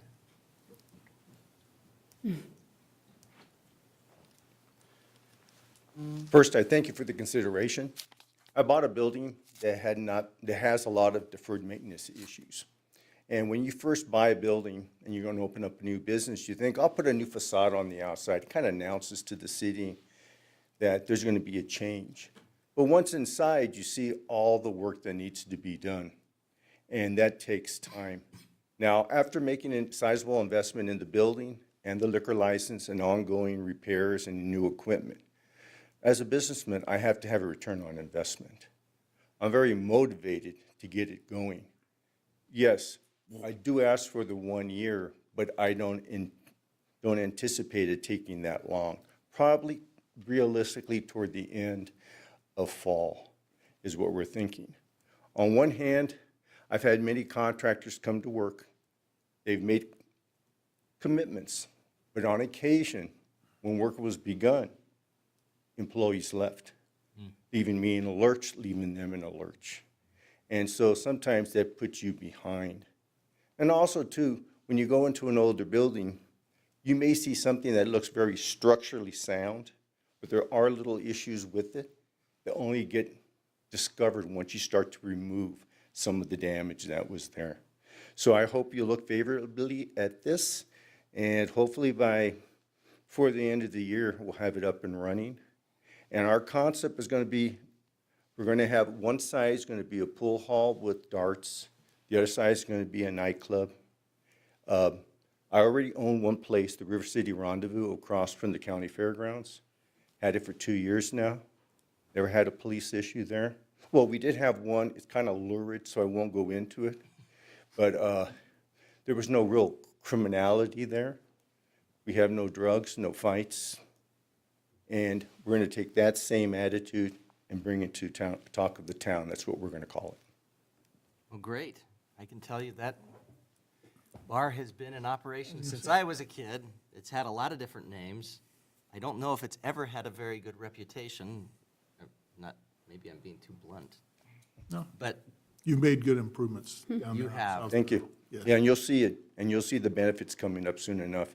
And we were looking, I've done a lot of remodeling over the years. I did a couple of big buildings over there in Laramie. And, but I found this place, this city, more favorable for business and more support from the city, administrators, and other people. So I think it's a good place to be. And as I mentioned to Mr. Bailey, I just bought a home here, technically outside the city, but that's our commitment to this community. great. You can always move into the city, too. Well, you could annex too. Yeah, that's a good point. We can talk about that. Thank you for your investment. Thank you very much, Mr. Delgadillo, and thank you for always being here and being willing to answer questions when we have them come up, and appreciate your hard work. Any other discussion? All in favor, say aye. Aye. I vote aye. Any opposed, say nay. Motion passes. All right, termination of easement for storm sewer. Mr. Butterfield, is this yours? Yes, Your Honor. Well, not your easement for storm sewer, but your item. I do. City of Riverton received an easement in 1992 from the Wyoming Board of Charities and Reform. It was for storm sewer. This ran across the Honor Farm as 100 feet by 50 feet. This easement is no longer necessary. It's described in Exhibit A of your packet. It's no longer necessary because in 2020, the city partnered with CITA to build new detention ponds and conveyance systems for drainage and runoff. Descriptions of new easements are included in your packet. There's one that is already recorded. That's Exhibit B, which is the southern property of the CITA property, southern boundary of the CITA property. And Exhibit C shows that there will be a new easement protecting the city's investment in that new system, described in Exhibit C, that will be filed in the near future. As CITA considers development proposals for the 302 acres that they now manage, it is beneficial for them to have the removal of easement that the city has from 1992, so that the land is no longer encumbered as it bifurcates the property. We therefore recommend that the council terminate the easement for storm sewer. All right.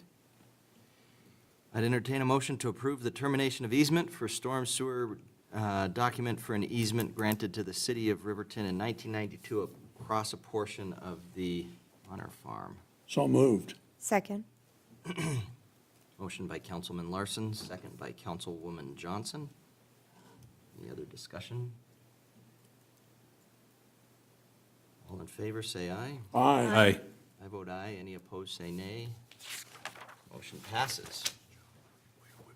All right. I guess the question is, do we want to take a short recess before we have the Wyoming Retirement System presentation? Quick one. We'll take a quick one, if that's okay. We'll take a recess. It's 8:34 now. We'll take a recess until 8:40. And then we'll come back for item 19, Wyoming Retirement Systems presentation. Thank you. Way to go.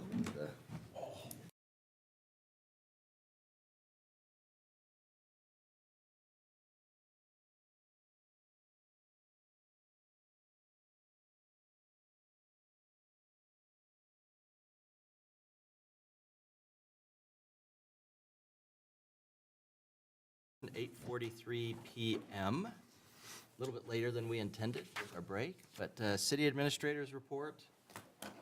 Yes, thank you, Your Honor. I'll just be very brief in introducing Mr. David Swindle. He's the Executive Director for Wyoming Retirement Systems. He's served in that role since 2019, and prior to that, he was the Deputy Director for 5 years. He'll go through a little bit more of the specifics, but he does manage a $10 billion operation, and we're very grateful that he does. Prior to his service with the state of Wyoming, he was in the Army for 22 years and also served as the Chief Financial Officer for the city of Pocatello. He also received a Master of Public Administration from Princeton, and most importantly, he is from Riverton, Wyoming. That is the most important. And a graduate in a as yet undisclosed year from Riverton High School. Yet undisclosed. Well, thank you, Mayor Hancock. Again, my name is David Swindell. I am the Executive Director of the Wyoming Retirement System. And there's a gathering here this summer as our 50th class reunion from the class of 75 at Riverton High School. I grew up about 5 blocks from the location where we're at now on 3rd Street, proud graduate of Ash Grove Elementary. Oh, yeah. Nice. And so this was a good place to grow up. And I did serve in the Army. I was fortunate. The school system here prepared me. I was able to win an appointment to the military academy at West Point. Wow. So I became an artillery officer, but my non-field duties were always with public finance. I taught economics at the academy and served in the Pentagon on the Army budget, and that prepared me for a career in public finance and local government, where I served. So I've been a veteran of hundreds of council meetings just like this. Sometimes with presentations that went a little longer than, but you know, as one of my council members observed, you have to serve on the city council, you have to have a strong mind and a strong butt. Some of these times budget meetings can go a little long. We all know that. Amen. I don't intend to take a lot of your time tonight.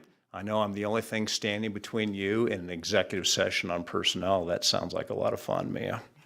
But it's a distinct honor and privilege for me to come back to my hometown and give you a little information about the Wyoming retirement system to help you be better informed as elected officials for the city that I grew up in and I still love. But so without further ado, I did prepare a little handout, and I'll talk off of this one. Your city does participate in the retirement system.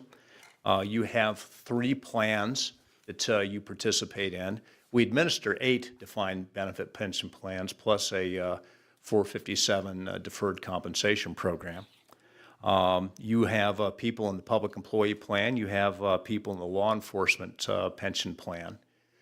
In your community, you also have people that are in the volunteer firefighters pension plan. And we also, you have some employees that are in our 457 plan. And I believe I have some numbers down talking. You have a total of 118 members in our system. Mia's up, sound about right? Yeah, it's always good when your numbers agree with ours. I want to make, so first of all, the first thing you need to understand is, yeah, you're part of the retirement system in this city government. The second thing is how important the pension is to members and to you, because you're trying to recruit and retain employees, and the pension is part of the total compensation system for those employees, and it's highly valued. In recent state surveys, the pension was the #1 reason that state employees decided to hitch on with the state of Wyoming, and the #1 reason that they stayed with the state of Wyoming for retention. So #1 for recruiting, #1 for retention. And I don't have a survey for the city of Riverton, but I wouldn't be surprised that you'd see something similar. Sometimes medical insurance is #1.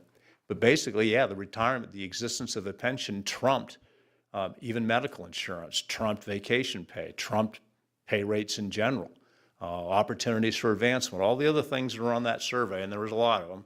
Retirement was #1 reason. And it does distinguish your employees and your compensation system from the private sector, where pensions are not very frequent these days. Pension is a lifetime benefit that you cannot outlive, and so it has a great deal of value for public employees. Pensions are efficient. When What you may not realize is that, of course, you pay contributions in from the city government, you deduct from paychecks, so the employee pays in. But in the end, about 2/3 of a pension, recently in our system, 68%, is paid for with investment earnings, not contributions from either the employer or the employee. So that makes it an incredibly good benefit for you because you can offer a pension benefit and you don't have to pay very much for it. You can have Wall Street pay for it if the system's managed correctly and appropriately. That's my job. The other thing about a pension is it solves the longevity risk problem.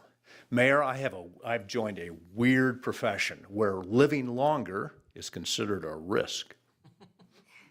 And in the private sector, you have all these people, you've seen all the TV commercials of people telling you how to manage, how to retire.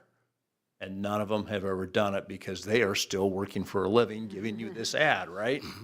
So it does have a couple of odd things, but that is really true. As I'll talk to you in a minute, we have a number of employees, a number of members. I think we have 916 members that are over 90. We have 25 that are over 100. Wow. So having a benefit that you can't outlive, it can become pretty important because nobody knows how long they're going to live. And we don't either, except actuarially, if you look at, we pool that risk. The risk doesn't go away. It's just how you manage that risk. And a pension manages that risk by pooling it. We don't have to know how long you're going to live, Mr. Mayor. We just have to know the average. And the average is pretty darn accurate. So that's how we solve that. It's very difficult for an individual to manage that longevity risk themselves. It becomes an impossible optimization problem if you're into mathematical optimization, as I was. So, retirement security really has three components. As established by the Wyoming Retirement Board, and I'll talk about that in a minute. The reason I'm here tonight is because we have a retirement board meeting tomorrow in Landers, so it was convenient for me to skip on over here and spend a little time with you this evening. The three components are Social Security. Almost all of your people that are in the public employee plan, they're all in Social Security. There are some law enforcement folks in the state that are not. But they will almost all earn a Social Security benefit from their second career. So pretty much everybody in the United States will have Social Security one way or another. And then you have a defined benefit pension around that you cannot outlive. And that'll make up, for most people, most employees, about 40% will be covered by the pension, about 40 or 50% by Social Security of their average income at retirement. That last 10 or 20% is going to have to be met on their own with personal savings, either through a 401k, an IRA, a 403b, or a 457 plan. We're all about numbers and acronyms. So all three components are important. So I've got on the handout just a few stats for the city of Riverton. In a recent month, you had 118 members, and they were divided up between the law enforcement plan with 31 folks. Those are your dispatchers and your sworn police officers. And then 87 employees that are your general services employee, some of which are here in the room, unless we lose Brian's application, as a couple of council members have asked me to do. I'll look into it. And some eligibility and some average age. As you can expect, your law enforcement folks they're younger at about 36 years average age. And then in public employee, there are two tiers of benefits. If you were hired after 1 September 2012, then you're in Tier 2 with a slightly lower multiple and a slightly higher normal retirement age 65. And you can see the numbers there about how many we think are eligible to retire like now or within the next few months, as well as the next 5 years. And then we have 39 employees that are enrolled in our 457 Deferred Savings Program, which is kind of a 401k for government. I mean, there's a few little differences, but not much.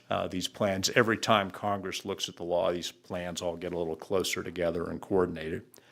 That's a little low to only have 39 employees enrolled in it, but my guess is you have other supplemental savings plans. Mia, would you guys participate in ICMA, TIA-CREF, or anything like that? Yeah, I think so. That was true in my city. We had a plan from the state, but we had been with the International City Managers Association, ICMA-RC, as it was known. Now it's Mission Square. But we'd been there for a long time, so most employees participated in one or the other. Certain smart finance folks participated in both, but I won't tell you who that was. On the reverse side of that printout, I've got some statistics for the city of Riverton and for Fremont County. This is a recent month. This was March of 2025. In March of 2025, I sent Fremont County $4,436,000. And you can see that about $1.7 million in 869 payments went to the city of Riverton. Now that 869 folks, I'm thinking population here just over 10,000, about 10,793 at least one report I saw. So that's about 7.5% of your population, Mr. Mayor, is receiving a pension or a payment from the Wyoming retirement system. And you can look at the numbers there. Yeah, it's, that amounts to about $53 million a year. It's about 5% of Fremont County's total income and about 7.5% of W-2 wages that are reported by the Census Bureau. So whether you look at population, whether you look at numbers, the main thing that I want to communicate to everyone here is the Wyoming retirement system is a material economic benefit to your county and to your city. And retirees, because it is a guaranteed payment, they'll spend their money. So it really does keep the Cowboy Cafe in Du Bois open. It'll go to the new bar or whatever. It's part of the dollars that will go into your community. And so those are the main points. A couple other things in the glossy printout that I'll point out. First of all, this is last year's report. We produce it every July, so these things are about to be, we're doing a new report, so I was asked to bring some to get rid of some of these things. No, not really. I talked about how old some of the folks are. The system has about 41,000 active employees. You have 118 of them. There's about 36,000 pensioners. Could be 35,999 if we lose one particular retirement application. So it's a big system. The system is not fully funded, but we will get there. It's growing. You hear a lot about public pensions in New Jersey and Illinois that are struggling because they didn't have adequate contributions and they spent their principal down, and now even if the stock market goes up 10%, well, 10% of what? They don't have enough what? And so against their liabilities and so on. I always speak of pension funding as well. Okay, we're about 80% funded. These are the old numbers. We've gained another 1.5% this year. But that's a point in time. That's where you're at. So go back to my Army days, second lieutenant, give me a situation report. I want to know where you're at, but I also want to know your speed and direction. Are you going up, or are you going down, and how fast? So the answer is all the plans are going up. The speed is maybe not as much as we'd like. A pension doesn't have to be fully funded to guarantee its benefits. It's a perpetual system. You can stay at 80% as long as you want, but it's better to be at 100%. Why? Because it's less risky. If there's a downturn in the market and you lose 10%, the 100% system goes down to 90%. You still have, $9 billion in the market instead of 10, but okay, 10% of what? You're still in pretty good shape. So it's less risky. Compared to a plan that's, say, 70% funded, you lose 10%, now you're down to 60% and so on. It takes a long time to get back. And as I commented earlier, a pension gets most of its payments and most of its obligations met with investment earnings, assuming you have enough what in the market. And a fully funded pension plan, just think of $100 versus, say, $80. The market goes up 10% on $100, you've earned $10. The 80% system only earns $8. 8's good, but 10's better, right? So if you really want to keep that ratio healthy and make it the most efficient, you also want to be fully funded. A little bit about our investments. We do have a big investment program. I have 10 individuals that work for me, 2 support staff and 8 investment professionals. And we invest a diversified portfolio that these days is running right around $11.5 billion. We don't buy a lot of individual stocks or securities. We hire managers, and we are asset managers. And we, instead of buying stocks in Japan directly, we hire an expert to do that for us. It's our decision as to how much money to allocate to the Japanese stock market and so on and so forth. So we do make a couple of individual bets on a few specific things. But generally, we manage managers. That's how we manage the fund. We've been very successful. It wasn't always this way, but over the last decade or so, your pension plan ranks in the top quartile or the top decile of peer public funds and endowments with assets over $1 billion. I think in the last report, as of 31 March, we ranked in the fourth percentile over the last 5 years. We earned 8.77% average every year for the past 5 years. And that's much better than most public pensions do.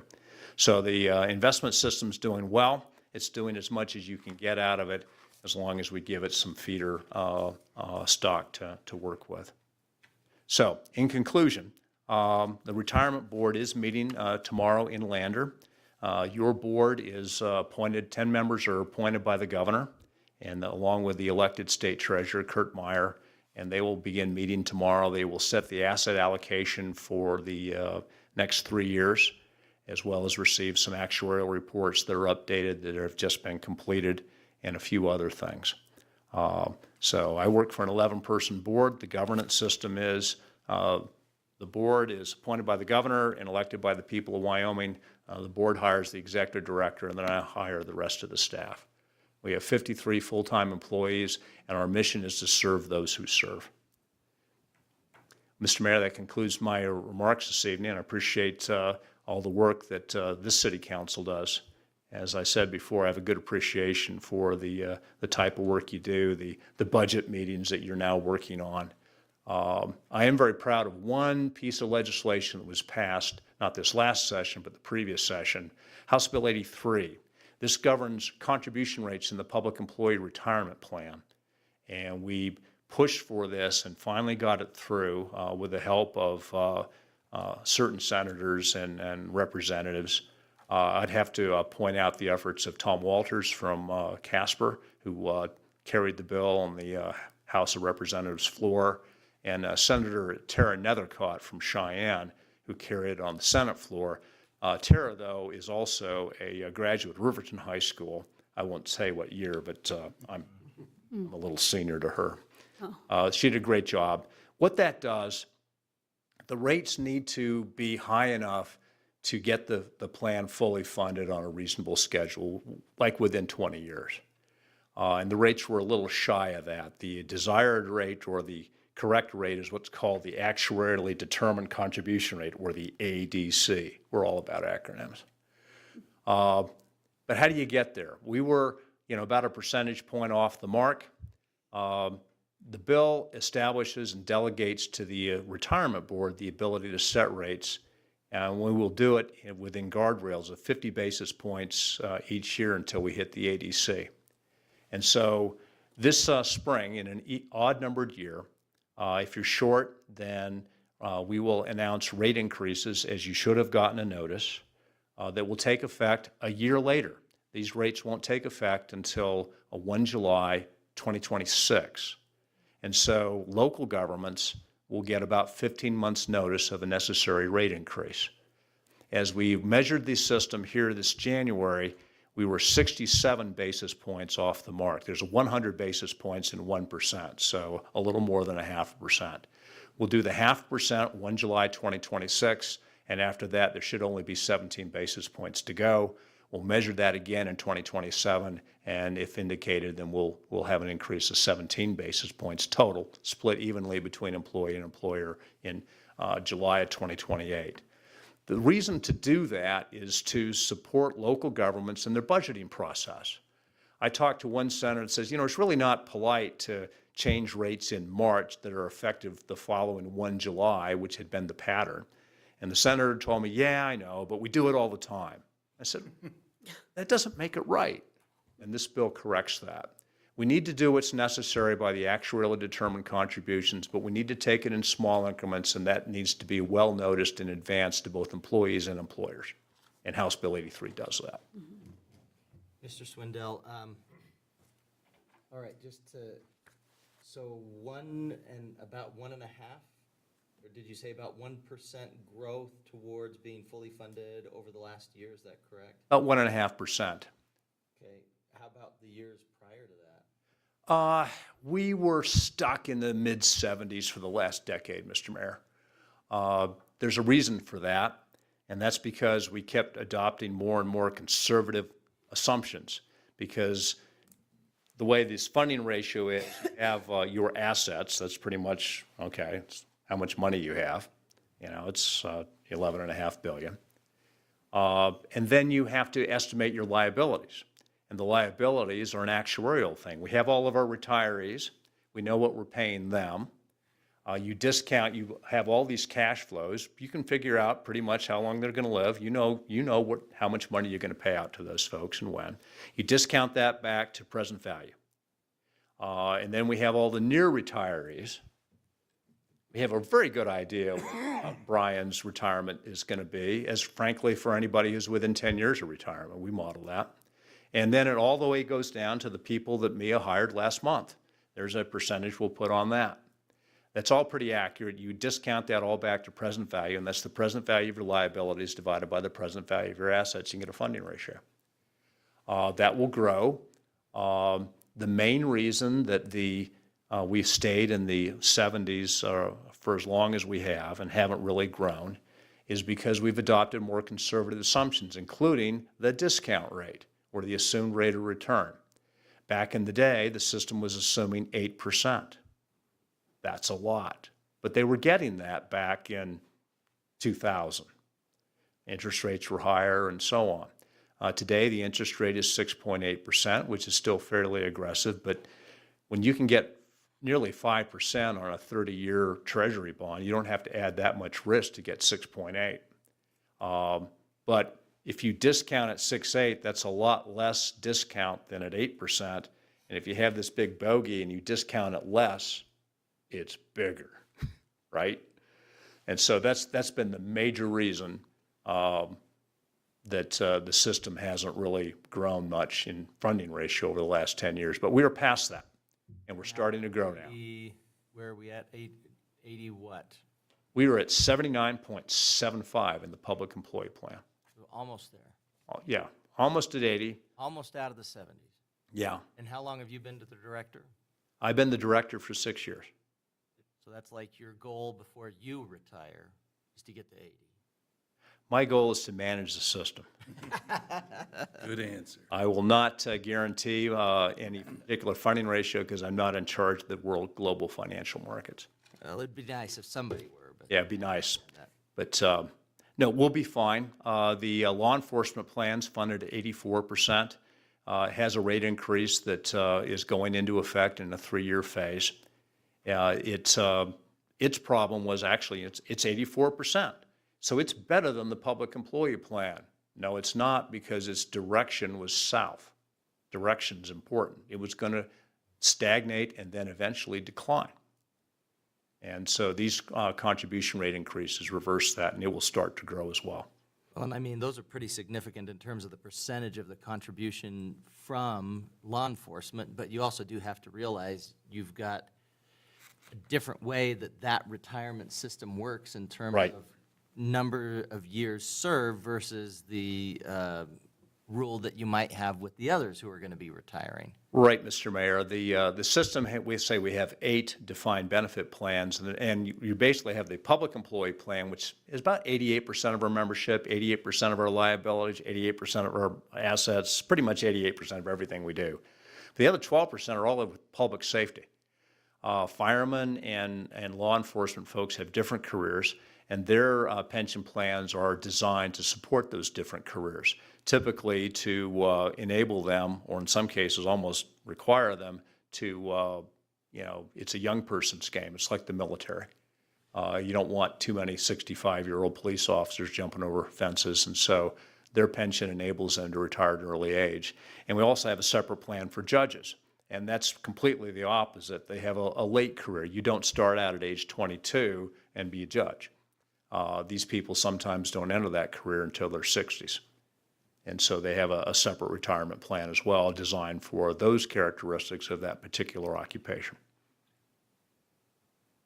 I guess, and then the other thing is they were talking about need for more prosecutors this last time, and they had the unique idea of having them as a part of the law enforcement plan. Doesn't seem like a good idea if you had people that aren't as much, kind of like you were saying. Doesn't matter if you're young or old as much when you're a prosecutor. Mr. Mayor, I will always defer to the wisdom of elected officials in the Gold Dome, but I would say that prosecutors don't have the physical demands nor the young person requirements. I've seen a lot of gray-haired attorneys, and they've all been pretty successful. And what I thought was funny about it was the idea of having other lines of work that would be similar to the law enforcement or firefighters. Just doesn't seem to make sense. It doesn't have the same needs. Now, those plans are unique primarily because of the physical and risk attributes and that are pretty much met by young people. I guess the one that I can think of, though, that might fit would be nursing, perhaps, especially when you've got some of those physical demands that are similar. It's possible, although we don't have, it's not quite the same, and there's a lot of benefit to older nurses, particularly in their knowledge of caring for patients. It was an interesting presentation on nurses.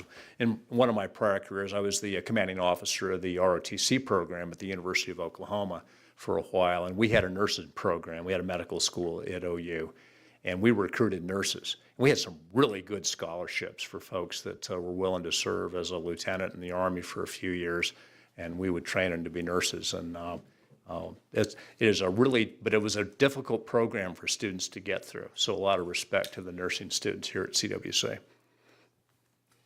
Any questions? I just kind of was asking mine. I have a question. I'm just, as a household that draws off of the Wyoming retirement system, I think it's very well done, and we've never once had an issue. It's money well invested throughout the years that my husband served, and we've been nothing but satisfied with it. Job well done. Well, thank you, council member. I appreciate that. We try. We've got a new software system. There's sometimes a few glitches, but I think overall the system's come a long way. The investment results that I talked about that are so positive wasn't always that way. This system didn't even have a professional investment operation in 2008 in the great financial crisis. The board was selecting, they were managing about 14 different stock and bond managers, and a lot of board meetings were coming with people making a pitch to the board to, give me a hunk of money to manage. We didn't have our, Sam Masudi, my chief investment officer, didn't arrive in the system until 2013. But he's now been with us for, 12 years. We built a very successful program, kind of night and day from bottom quarter to top quarter. Mr. Bailey? So when you say 100% funded, are you saying between the contributions that the employees and the municipalities contribute gives you 100% of what you have to pay out? Or I guess, how do you get to that 100, what the 100 number was, where's that goal? The funding ratio is a calculation of your assets divided by your liabilities. So we have about $11.5 billion in assets, but I've got about $13.5 billion in liabilities. So it's getting to where your revenues match your expenses. where our assets meet our liabilities. Okay. In the end, because our expenses every year, last year we paid out $829 million across the system. $800 million in pension payments and $29 million, I believe, in refunds. You should know also that 78 to 79% of that money stayed in Wyoming. We have retirees from Paris, Texas to Paris, France, but 78 to 79% of them stay here in Wyoming, and about 50-some million dollars goes to Fremont County. Inside the little flyer I gave you, there's a map. That's a pretty amazing Fourth in the percentage. state. Yeah. I thought that was interesting. There's quite a bit of government in Fremont County, if you think about it. Between the state government, you have the Honor Farm, you have the Life Center in Lander, you have a couple game and fish operations and state agencies. You have Central Wyoming College. You have a couple of decent-sized school districts. There's a fair amount of state and local government in this area. Good percentage of our community members actually work for the government. Just how it goes. Yeah. Then you throw in the feds. Then you throw in the feds, yeah. Right, the federal government has pretty decent presence in Wyoming as well as in Fremont County. Down in Cheyenne, if there's an air base, and that's and then you have the national parks, BLM, the Forest Service, and so on. So quite a bit of federal employees here. But anyway, bottom line is that pension does put a lot of money into this area, and it's because it's a good place to retire. We have people in Teton County, but it's tough to retire there, so they tend to move out. I Look at noticed Du Bois. 9.5 million that goes there. I mean, that's just a little bit more than Washakie or Hot Springs. Yeah, actually, by percentage, Hot Springs County, all these numbers I quoted, about percentage of wages, percentage of population, they're really high, and Hot Springs County has the highest of those numbers. Interesting. 'Cause there's a fair amount of money that we send to Hot Springs County, and it's not a very big place. There's not much there other than Thermopolis. Well, appreciate your report. Oh, I guess the other thing I was gonna ask is, in terms of the 457 plan, I guess not to ask, but to say I've got 3 different plans. Because I worked for the state of Wyoming for a year as a law clerk. So I think, by the way, that was in 2011. So I think in terms of where I fall, I'm kind of grandfathered into the pre-2012 change for the pension and everything. You would not be grandfathered because you weren't vested in 2012, because you didn't have 4 years service. Correct. And now you will come back after 2012, but you will be in Tier 2. Oh, that's okay. Nobody's perfect. So, But I had a little bit that I put into the 457 plan there, and then I've had that I've put in from the city and from the county. And the only thing I wish you had is you just had one plan. So I didn't have 3 different plans to look at. it is this weird industry. I mean, these days, most of us, I'm looking at the younger people in the room, you're going to wind up with all this alphabet soup. You're going to a lot of folks will have an IRA. A lot of us are going to wind up with an inherited IRA from our parents. You're going to wind up with a 457 plan. You're going to wind up with 2 457 plans, or 3 like I had. You may work in the private sector, you'll have a 401k. You may work for the education community, you have a 403b. You're going to wind up with a bunch of accounts. And in the end, people will start to consolidate those accounts. You should consider rolling that over to your city account to ICMA. Empower will do a rollover for you, no problem. Or do it the other way. But since you're still contributing here, you got to keep that plan. Actually, that's a good point. I could probably roll over the state plan because I haven't contributed for 10 years. Yeah, and if you don't see that, I would roll it in, and now you have one less login to worry about. I like it. All right, any other questions before we move on to our next item? Thanks for being here. Yes, thank you so much. Thanks for your time. I wish you success in your personnel meeting.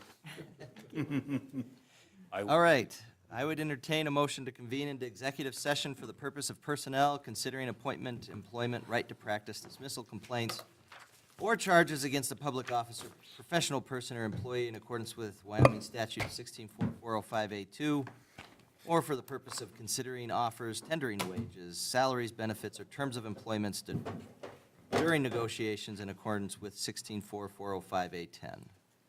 So moved. Mr. Bailey with the motion, Mr. Carr with the second. Any discussion? All in favor, say aye. Aye. I vote aye. Any opposed, say nay. Motion passes. We stand convened into executive session at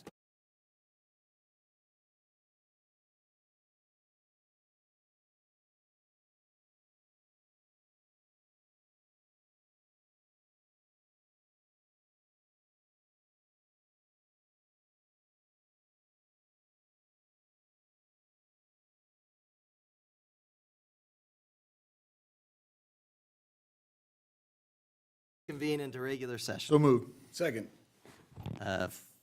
First by Councilman Bailey, second by Councilman Carr. All in favor, say aye. Aye.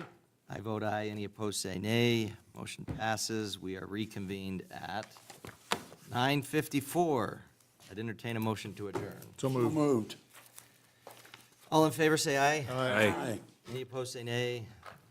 Motion passes. We're adjourned at 9:55. Almost made it. And that was Larson.